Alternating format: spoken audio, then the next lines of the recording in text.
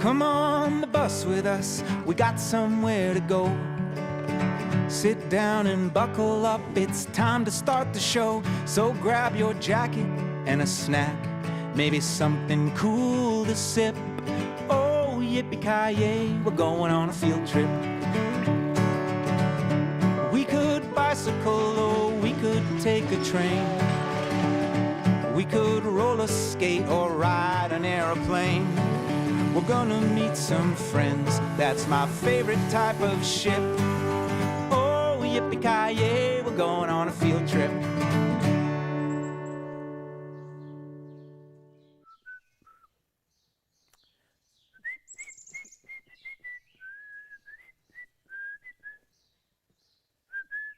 Oh, hey field trippers. I'm just changing the last string on my guitar here. It broke. You know, it'd go a lot faster if I could find my little winding tool, but I don't know where it is. I looked everywhere. Oh, I hear Disco. Disco! Where'd you find that? That's perfect. Thanks a lot, pal. I was just telling the field trippers here that I broke some strings on my guitar, so I need to replace them. Oh, no, don't worry. It's not that big of a deal. Guitar strings break from time to time. You see, they're made of copper, which is a really soft metal, and when you squish it together against the steel on the frets of the guitar, eventually they wear out, they get little flat spots, and it doesn't sound as good. So when you put new ones on, the guitar sounds nice and bright and cheery again. Yeah, it is pretty cool. Copper's a pretty interesting metal, all right, and it's used in a lot of important things, not just guitar strings. Like anything that uses electricity depends on copper, like batteries, automobiles, tons of stuff. You know my friend Laura? Well, she works at the Britannia Mine Museum, and it was one of the biggest copper mines in the world for almost 70 years. I bet she could tell us a whole bunch of interesting stuff about copper. Never. That's exactly what I was thinking. Sounds like a great place for a field trip. What do you think? You want to come with us? I think you should. You know, Britannia Mine Museum is quite far away, so we'll probably have to drive there today. I think we'll take the school bus. Get my backpack, get my keys. There we go. My sunglasses. Where are my sunglasses? Oh well, I got a hat instead, I guess. Okay, see you later, Disco.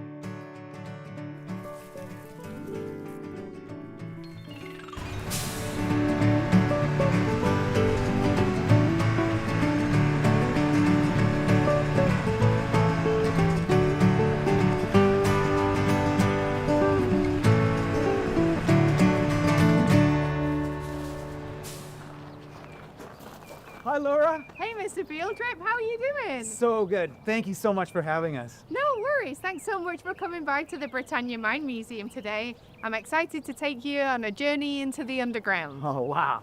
Do you know we use copper in our lives every day? I didn't know that. It's a really important metal that conducts electricity, and that's what they were extracting from here at Britannia Mine. Oh, wow. So let's go into the underground and find out more. Let's do it. Come on.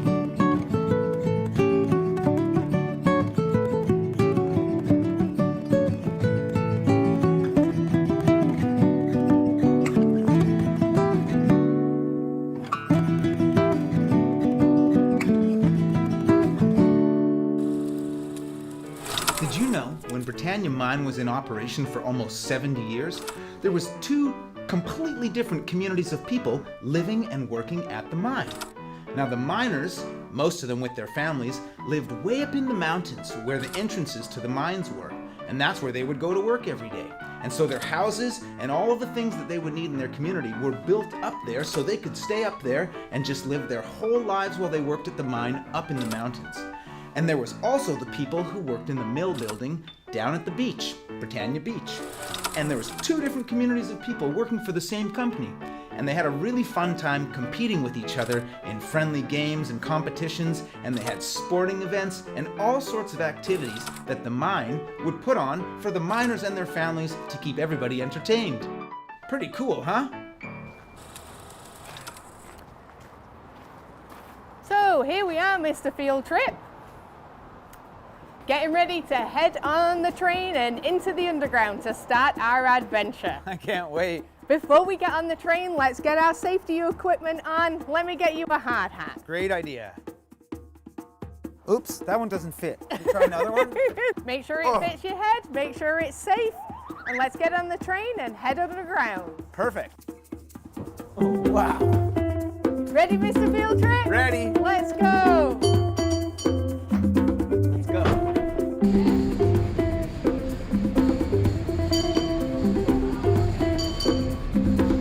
Wow, it's getting colder. Look around at the rocks.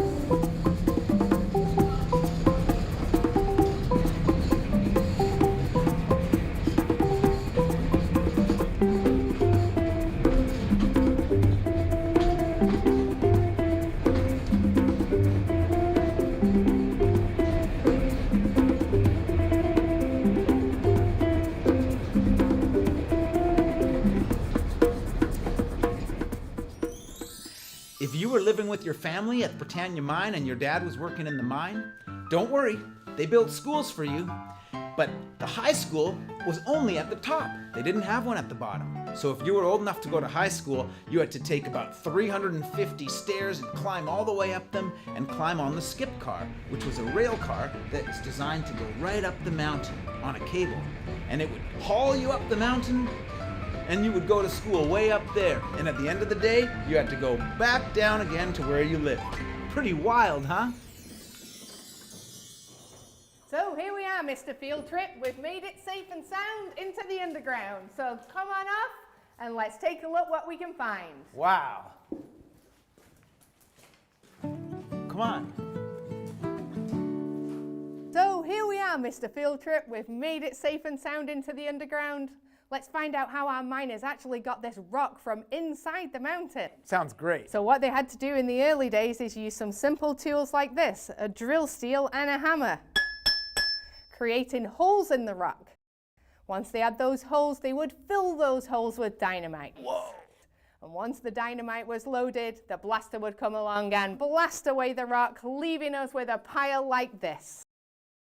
Then the workers would have to come inside and move all this, fill in lots of ore bins throughout their shift. So now we have that. Let's find out what they did with that muck next over in mill number 3. Awesome.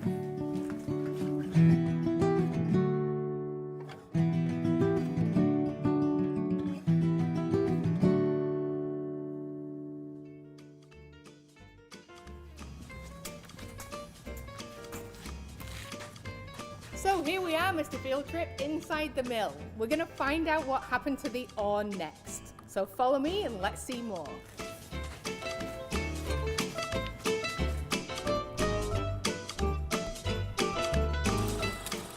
So the main mineral that was mined at Britannia Mine was copper. But while they were mining for copper, sometimes they came across other precious things like gold and silver, and they didn't want to leave those behind, so they took them when they could.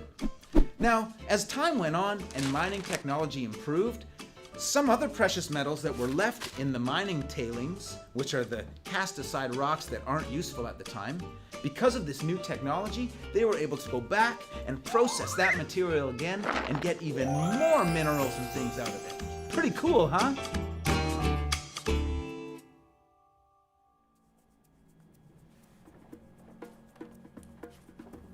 So here we are, Mr. Field Trip, inside mill number 3. Here's where we had to bring all the ore that was extracted from the underground and have it processed. So processing is when we have to take big rocks like this to get those minerals and metals from inside. This is chalcopyrite. Is that the mineral I can see the shiny bits? Exactly. That's where the copper is. So we need to get that from inside this rock. So what we're going to do is take big rocks like this, make it into smaller pieces of rock like this, and it is easy to be ground down by very heavy steel balls like this. So this grinding ball goes inside a mill, and there's hundreds of these inside that mill, breaking all those rocks to pieces, making it finer and finer into that powder. This is really heavy. Do you want to try holding it? Sure. Go ahead. Whoa. hundreds and hundreds of these tumbling around. Yeah, can you imagine how loud it would be? That must be really loud. So from the balls going inside that ball mill, we get this fine concentrate powder. That's a lot easier to move around than those heavy rocks. Yeah. Wow, it's so fine. Right, so fine. So let's think about what happened next. Okay. There are some impacts to our environment.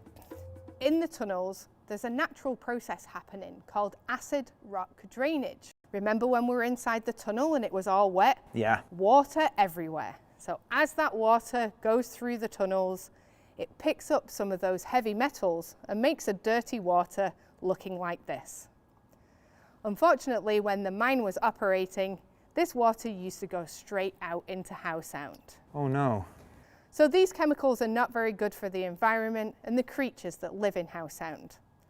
So there's a process that happens now at the water treatment plant where they treat all of this water using different chemicals. So the first one of these we put inside is a base. We don't want this material to be acid anymore. So we're going to put in this powder, and that's going to take away the acid inside this mixture. Still doesn't look very different though, does it? Not yet. Would you want to be drinking this water? Probably not. No, right? So there's another really important chemical that we put inside called a polymer. And a polymer is almost like a lasso. So think of a rope that goes around and it's going to gather up all those pieces of the heavy metals that we don't want in the water anymore. Oh. So let's add a little bit of our polymer inside to our acid rock drainage water, and let's see what the polymer does to the water.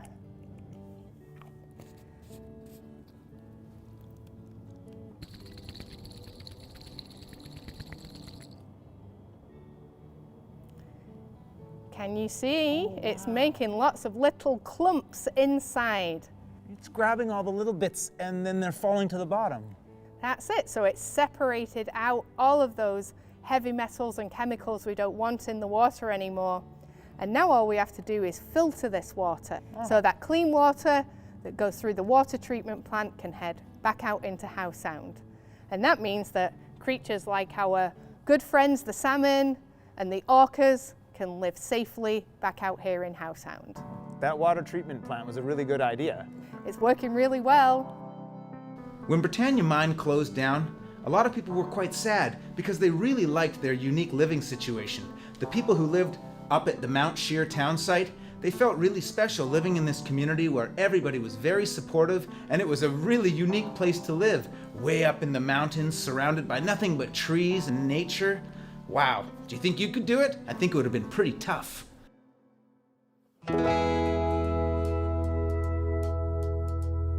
Some lived at the mine, some lived at the mill. The mine and the town site 3 miles up the hill, and the mill was below where they loaded the boats with mountains of ore to ship down the coast. 200 miles to Tacoma. A minor ordeal if you needed to leave, visit a friend in the city.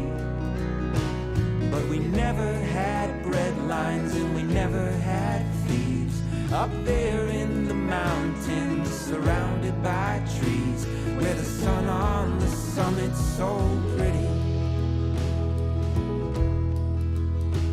And we learned how to manage disaster, the flooding, the fires, the mountain collapsing, carving our lives through the timber and boulders. We had to rely on the hands of our neighbors and never put locks on the doors.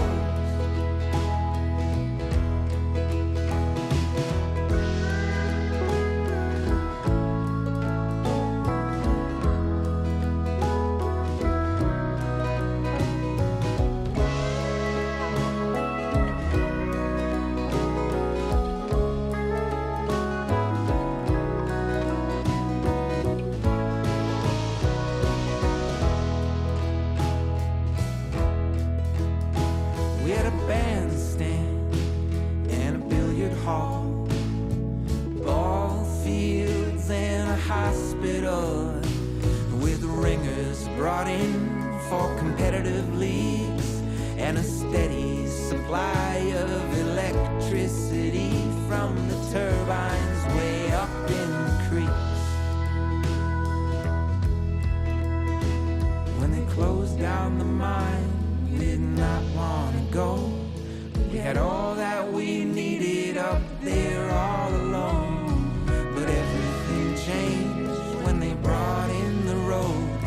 We no longer had to survive on our own. When they closed down the mine, we did not want to go. When they closed down the mine, we did not want to go.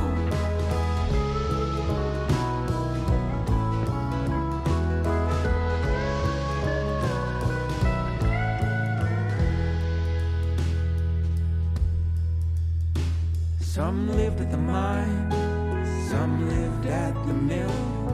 The mine and the town site 3 miles up the hill. And the mill was below where they loaded the boats with mountains of ore to ship down the coast. 200 miles to Tacoma. 200 miles to Tacoma.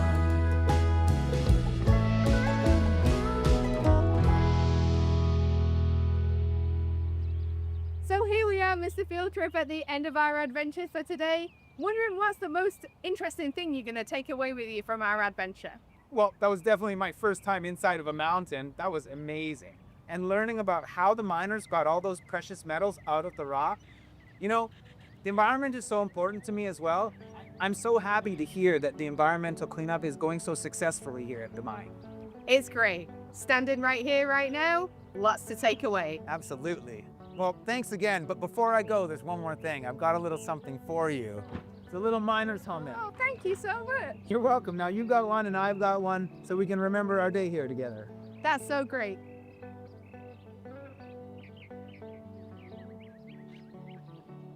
Amazing. Okay. Well, thanks again, Laura. Thanks, Mr. Field Trip. Catch you next time. See you soon. Wow, what a great day that was. I mean, underground trains, that was definitely the coolest museum I've ever been to. And it was really good to see Laura again. What a great tour guide she is. Yeah, I'm sure glad that they found out a way to clean up the water after the mine had to close. I bet the fish are really happy about that too. Disco, did you hear me talking about fish? Yeah, well, I'm sorry, I don't have any with me, but I'll give you a snack a little bit later. In the meantime, can I tell you about mines?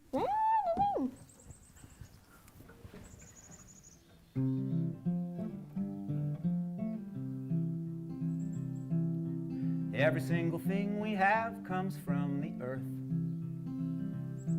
Our homes and our hats and our batteries and the buttons on your shirt. You dig it from the mine, or you grow it in the dirt. Yeah, every single thing we have comes from the earth. And if you want to make some copper, you need some ore. The chalcopyrite compound is the thing you're looking for. You blast it from the rock, and then you break it down some more. Yeah, if you want to make some copper, you need some ore.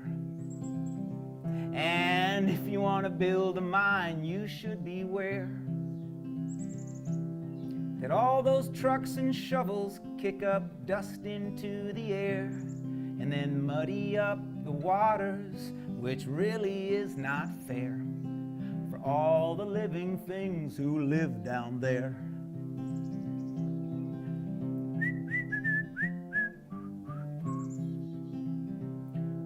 Because we must consider the land and trees, the fish that all depend on it, and all the birds and bees, and tidy up our mining toys when we decide to leave, and help to leave the water nice and clean.